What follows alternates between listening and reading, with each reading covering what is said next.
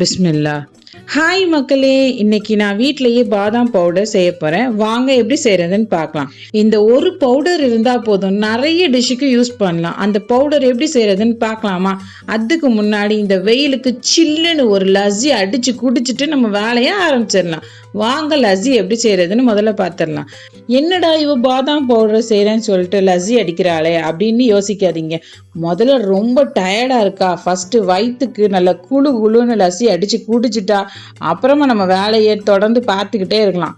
நான் இன்னைக்கு வீட்லயே செஞ்ச சிரப் தான் யூஸ் பண்ணியிருக்கேன். உங்களுக்கு வேணும்னா கடையில கூட வாங்கி யூஸ் பண்ணிக்கலாம். ரோஸ் சிரப்பை ஊற்றிக்கிட்டு அதில் லஸ்ஸியை ஊற்றி கலந்து குடிச்சா அப்பா செம்ம டேஸ்ட். இதுவரை நீங்க குடிச்சது இல்லைன்னா கண்டிப்பா ட்ரை பண்ணிட்டு எப்படி இருந்துச்சுன்னு கமெண்ட்ல மறக்காம சொல்லிட்டு போங்க.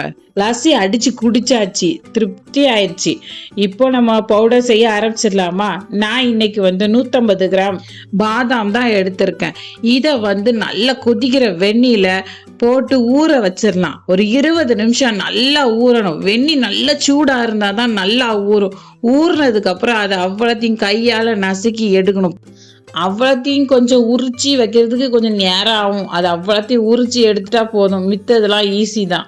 இப்போ எல்லா பாதாமையும் உரிச்சி எடுத்தாச்சு. இப்போ இதை நல்லா சட்டியில் போட்டு வறுத்துக்கலாம். கருவிடக்கூடாது. கருவாமல் அந்த தண்ணியே இல்லாமல் மொறு மொறுன்னு ஆகணும். அந்த அளவுக்கு லேசாக வறுத்துக்கலாம். இதை நல்லா சட்டியில் போட்டு நல்லா வறுத்தாச்சு. இப்போ நல்லா இதை ஆற வச்சிடலாம். ஆறுனதுக்கு அப்புறம் தான் இது பொடி பண்ணணும், இல்லாட்டி நைத்து போன மாதிரி ஆயிரும். இது இப்போ நல்லா ஆறிடுச்சு. இதை ஒரு மிக்சி ஜாரில் போட்டுக்கலாம். இப்போ இதில் 5 ஏலக்காய் சேர்த்துக்கலாம்.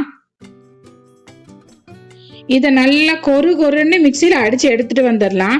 இந்த பொடியை ரொம்ப அரைச்சிட்டிங்கன்னா பாதாமில் உள்ள எண்ணெய் வெளியே பொடி பிசு பிசுன்னு ஆயிரும். அதனால கொஞ்சமாக கொருன்னு அரைச்சி எடுத்துக்கலாம்.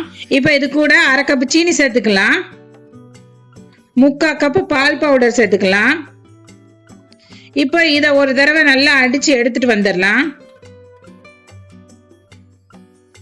இப்போ நான் அரைச்சி எடுத்துட்டு வந்துட்டேன்.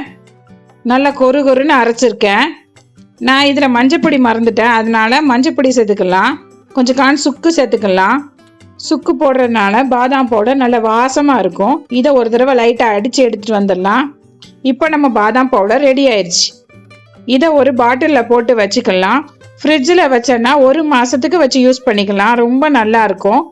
வேலை பார்த்து ரொம்ப டயர்டாயிடுச்சா, இப்போ இந்த பாதாம் பவுடரை பாலில் போட்டு நான் குடிக்க போகிறேன். வாங்க நான் எப்படி பாலில் போட்டு குடிக்கிறேன்னு காமிக்கிறேன். ஃபஸ்ட்டு நல்லா காய்ச்சின பாலில் நம்ம செஞ்ச பாதாம் பவுடரை 1/2 டேபிள் ஸ்பூன் போட்டுக்கலாம். சீனி கம்மியாக இருக்குன்னா கொஞ்சம் சேர்த்துக்குங்க. நல்லா கலக்கி இப்போ இதை ஒரு டம்ளரில் ஊற்றி குடிக்கலாம்.